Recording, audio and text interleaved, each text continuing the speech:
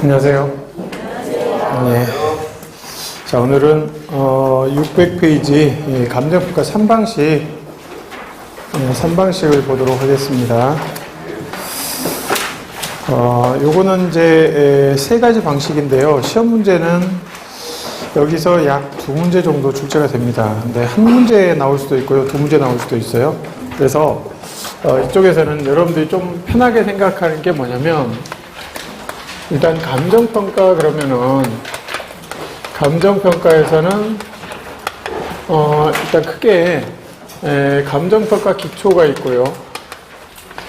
그리고 이제 두 번째가 3방식이 있고, 세 번째가 이제 가격 공시제도죠. 가격 공시제도 이렇게 있는데, 시험 문제가 이제 어떤 식으로 나오냐면 여기가 약 3문제가 할당이 되고요. 이게 약 한 문제 또는 2문제예요. 3방식이. 그리고 가격 공시제도가 또 한 문제 내지 2문제 이렇게 할당이 됩니다. 그러니까 3방식에서는 그렇게 뭐 많은 문제가 할당이 된다 그러면 열심히 이제 공부를 해야 되겠지만, 이게 그렇게 많이 할당이 안 돼서 이거는 뭐 그냥 나오는 것 정도만 이렇게 체크를 하셔도 그냥 무방하겠어요. 시험 보실 때. 그리고 요거는 상당히 뭐 양도 적고 그렇기 때문에 요 부분은 좀 잘 정리를 해 두시고요. 그 다음에 요거하고 요거 두 개 정도만 정리를 하셔도 충분히 감정평가는 6문제를 6문제 중에서 한 4문제 정도만 이렇게 그 공략을 해도 충분히 된다, 이런 얘기죠. 그래서 감정평가 기초 쪽에서 이제 분류나 또는 가격, 또 감정평가 규칙, 그리고 지역 분석, 개별 분석 뭐 이런 쪽에 이제 얘기가 감정평가 기초고요. 그다음에 가격 공시제도 이것도 역시 뭐 그렇게 많이 그 양이 많은 부분이 아니라서 좀 더 쉽게 할 수 있어요.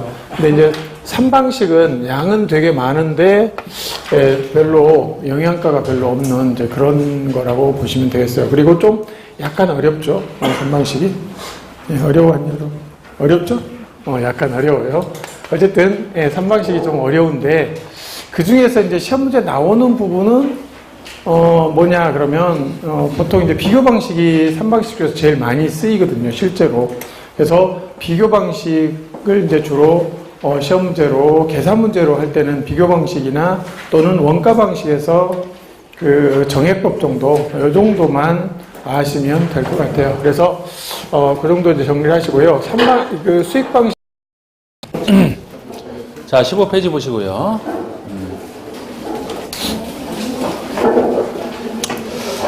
자, 이제 오늘 배울 주 내용인 세 가지 계획, 광역 도시계획과 도시군 기본계획, 그리고 도시군 관리계획, 세 가지 계획이 이제 수립 절차에 대해서 나옵니다.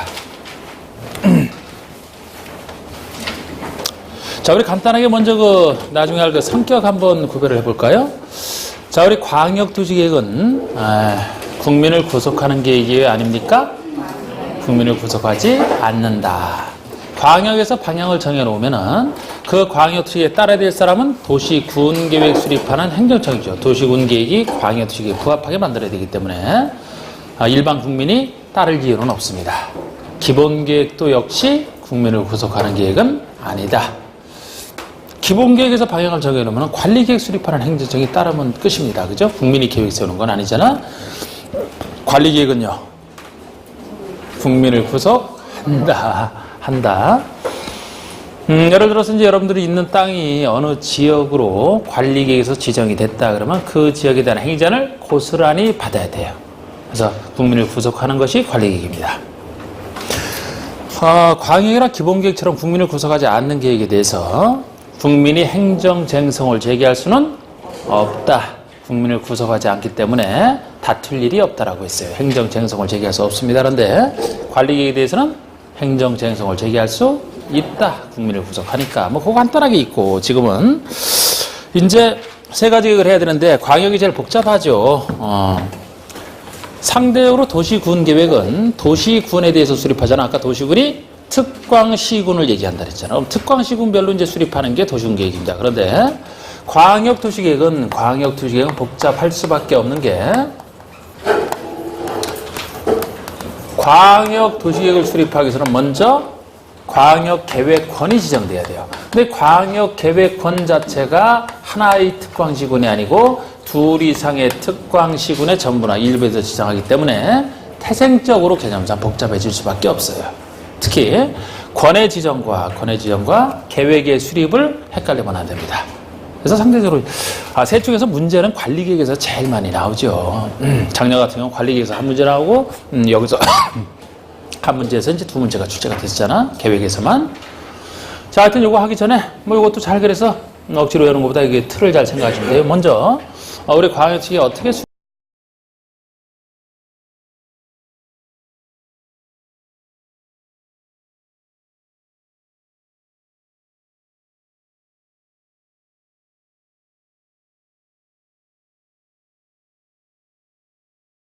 1페이지 보시면 공간정보 구축 및 관리에 관한 법률의 목적이 나오죠. 그러니까 제1장 총론에서는 가장 중요한 것이 바로 가장 중요한 것이 용어예요. 용어. 근데 이제 목적부터 먼저 보게 되면 이 공간정보 구축 및 관리에 관한 법률이라고 하는 것은 기존에 우리가 얘는 공간정보 구축 및 관리에 관한 법률은 측량 플러스 수로조사 플러스 무엇이다? 요 지적, 요 세 개가 하나로 합쳐진 거야. 그러니까 측량법이라는 것이 있었고 수로 업무법이라는 것이 있었어요. 수로 업무법이 있고 지적법이라는 것이 있는데 요 세 개가 이제 통합된 것이 바로 공간정보 구축 및 관리에 관한 법률이다. 이거. 그래서 목적에 보시면 측량 및 수로조사 이러한 것들의 무엇을 정하고 기준과 절차를 규정하고 그죠? 그 다음에 지적이니까 우리 뭐를 공부해서 지적 공부도 공부하고 부동산 종합 공부도 공부하자. 지적 공부라든지 부동산 종합 공부를 무엇하는 거? 작성하고 관리에 관한 사항을 무엇한다? 규정함으로써 목적은 세 가지의 목적을 가져요. 국토를 효율적으로 관리하고 수로 때문에 이제 해상교통의 안전이라든지 소유권, 국민의 소유권 보호에 이바지함을 목적으로 제정된 것이 공간정보 구축 및 관리에 관한 법률의 목적이다 이겁니다. 이해가시죠? 결과적으로 그럼 보세요. 이 공간정보 구축 및 관리에 관한 법률은 측량의 기준과 절차를 규정해놨다. OX. 지적 공부에 등록하는 거와 등록과 관리에 대한 것을 규정해놨다. 토지 이동 조사에 대한 것을 규정해놨다. 그죠? 이해가시죠? 토지의 등록에 대한 것도 규정해놨다. O. 소유권의 공시에 대한 것을 규정해놨다.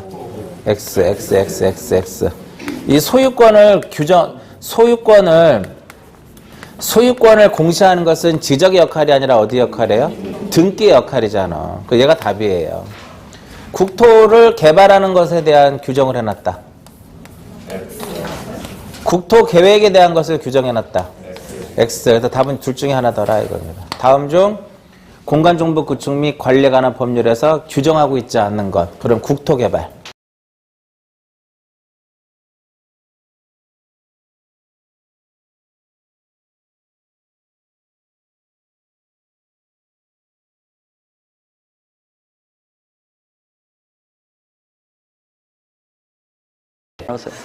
자, 664페이지 와서. 자, 이렇게 집합 건물은요, 이게 양이 좀 많아서 그렇지 내용은 어렵지는 않아요. 내용은 어렵지 않은데 한 문제가 꼭 나오니까 여러분들이 등한시할 수 없어요. 집합 건물.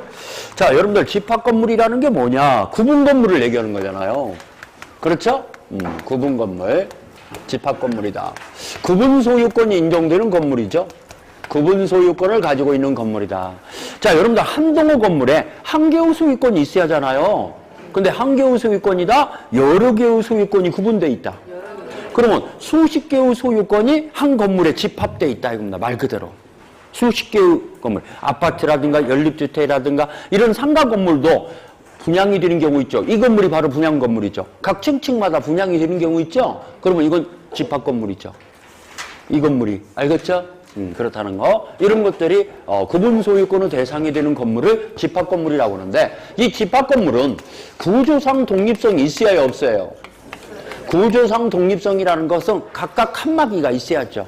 그 다음에 이용상 독립성이 있어야 없어요. 이용상 독립성이 있어야죠.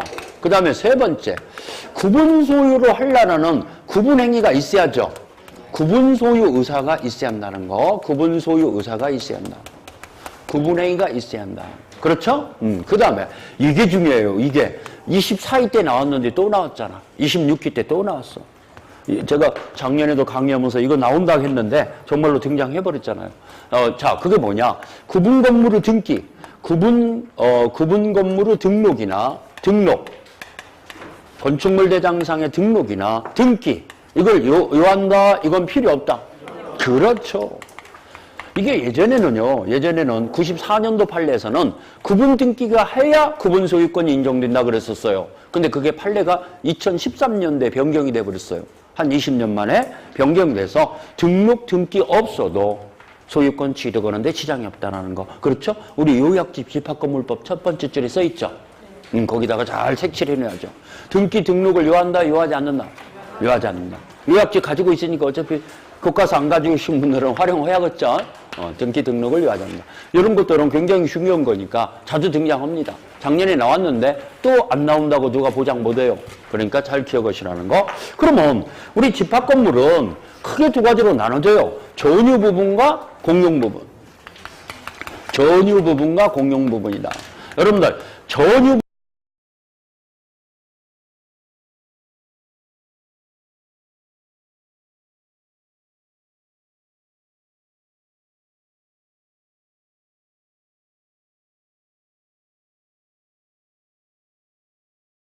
여기인데 제목이 중개 대상물 확인 설명서. 작성 방법입니다. 마이크 나오는 거 맞지요? 잘 안 들리나요? 들려요? 예. 확인 설명서 작성 방법. 두 문제가 출제가 되는 부분입니다. 오늘 공부하는 부분에선 6문제가 출제가 되니까. 네. 그 중에서 중개대상물 확인설명서 작성 방법에서 두 문제가 나와요. 그럼 이 중개대상물 확인설명서라는 게 뭐고 누가 언제 작성하느냐. 중개대상물 확인설명서는 매수인 임차인에게 부동산에 대해서 설명한 내용을 서면으로 작성한 거예요. 설명은 구두로 설명하죠. 누가 설명합니까? 설명의 의무자는 누구예요? 개업 공인중개사가 설명해야 될 의무자예요. 개공이 설명을 해야 될 의무를 부담하는데 다만 개공 대신 누가 설명할 수도 있어요? 그렇죠. 소공이 설명할 수도 있습니다. 근데 설명을 언제 합니까? 설명은 언제 하는 거죠? 중개가 완성되기 전에 하는 거예요. 즉 거래 계약이 성사되기 전에 설명하는 거예요. 설명을 누구한테 설명했습니까? 설명은 누구한테 설명하는 거예요? 매매 거래에서는 매수인에게, 임대차 거래에서는 누구한테? 임차인에게 설명하는 거죠. 자, 설명을 했는데 어떤 설명을 하느냐? 어떤 내용을 설명해야 되냐? 필수적인 설명사항으로 중개대상물의 기본적인 소재지 면적 설명해야죠. 매수인에게 이 부동산은 종류가 건물이다. 건물 중에서도 주택이다. 주택 중에서도 단독주택이다. 아니면 다가구 주택이다. 또는 다세대 주택이다. 또는 연립주택이다. 또는 아파트다. 이렇게 주택도 5가지 주택으로 나눠지죠. 그래서 주택도 종류를. 그 다음에 소재지, 면적 설명해야죠. 토지라면 이 토지의 소재지는 어디 있는데 토지의 지목이 농지다, 임야다 이런 거 설명해야죠. 예. 그 다음에 이제 물건의 상태, 즉 건물을 설명할 때는 이 건물의 내외부 시설 상태가 이렇다. 즉 수도, 전기, 가스, 소방, 난방 등의 시설 상태가 이러이러하고 뿐만 아니라 이 건물의 벽면이나 도배는 어떻다 라는 것도 설명해야죠. 예. 이 부동산의 입지와 환경도 설명해야죠. 입지라는 것은 이 부동산 근처에 도로가 개설되어 있다. 또는 대중교통수단으로서 버스 정류장, 전철역이 몇 분 거리에 있다. 초중고등학교 학교가 몇 분 거리에 있다. 주차장이 있다 없다, 주차할 공간이 있다 없다. 뭐 요약집에 잠깐 우리가 확인해 보면 부동산 관련 그 사업소득 부분에서 한 문항 출제되니까 그 81쪽을 보세요. 81쪽. 그러니까 80쪽까지는 양도소득세, 국세부 쪽 제3편에서 2장 양도소득세 내용이고 81쪽에 7절에 부동산 관련 사업소득 있죠. 이걸 별도의 3장으로 해야 되는데 내용이 많지 않기 때문에 별도의 3장으로 하지 않고 그냥 양도소득세 내용 부분에서 양도소득세라는 제목에서 그냥 7절로 한 절로 따로 뺐어요. 따로 뺐습니다. 그러니까 그 부분에서 한 문항이 또 출제됩니다. 그러니까 우리 이제 양도소득세라는 제2장에서는 무려 6문항 정도 출제가 됩니다. 6문항 정도. 그래서 종합부동산세에서 한 문항, 양도소득세, 부동산 관련 사업소득까지 포함해서 6문항. 그래서 국세 관련 법률에서는 7문항이 출제돼요. 그러면 총 16문항이 되죠. 조세총론에서 2문항, 지방세법에서 17문항, 그 다음 국세 쪽 부분에서 7문항, 그래서 16문항이 출제가 되고 있습니다. 그러면 여러분들이 이제 신경 써야 될 부분이 지방세 쪽에서는 취득세와 재산세, 국세 쪽에서는 양도소득세, 이 세 개의 세목만 신경을 쓰더라도 당연히 한 80점은 맞을 수 있겠죠? 네. 13개, 14개 정도는 충분히 맞을 수 있을 겁니다. 근데 그 내용들이 많아요. 등록면허세 내용이 얼마 안 돼요. 그리고 또 종합부동산세도 내용이 얼마 안 돼. 그런 종합부동산세 같은 경우는 1시간 정도면 다 끝나고 등록면허세도 1시간 정도 분량해요. 그렇기 때문에 거의 다 3개 세목 위주로 수업이 진행이 됩니다. 그리고 이제 국세 쪽 부분에서 세목이 그 2개만 있는 거 아닙니다.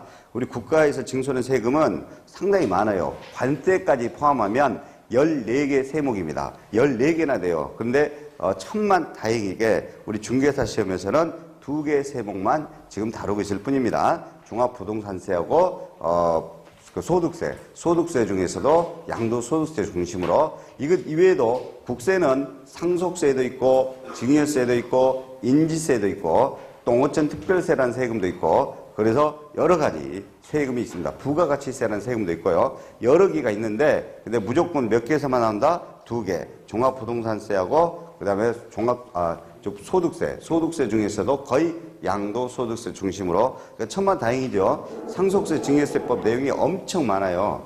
그리고 법인세법, 기타 우리 소득세법도 내용이 아주 많은데 그런 부분들은 출제가 되지 않는다는 것이 우리 중개사 시험에서는 천만다행이다.